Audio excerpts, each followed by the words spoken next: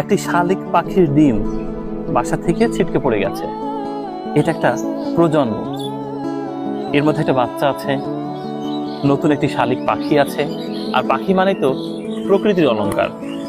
মা শালিক পাখিটা বারবার চেষ্টা করছে দেখলাম মুখে করে এই ডিমটা বাসা অবধি নিয়ে যাওয়ার, কিন্তু পারেনি।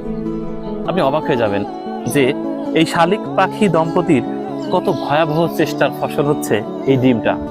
কারণ তারা জানে এই ডিমের মধ্যে তাদের নতুন প্রজন্ম আছে, কিন্তু কি দুর্ভাগ্য, ডিমটা তারা নিতে পারেনি।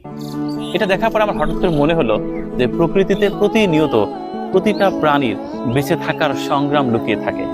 দর্শক, চৌগাছার কৃষকরা ধান হারিয়েছে, পান হারিয়েছে, অন্যান্য ফসল হারিয়েছে। তারা কষ্ট করছে, তারা ভীষণ বেদনা বিধুর সময় পার করছে। আর শালিক পাখি দুটা, তারাও কিন্তু কোনো না কোনো ভাবে কিছু হারাচ্ছে আর সংগ্রাম করে বেঁচে আছে। আবার স্বপ্নও দেখছে নতুন করে। এই ডিমটা একটা জীবনের প্রতিচ্ছবি বটে।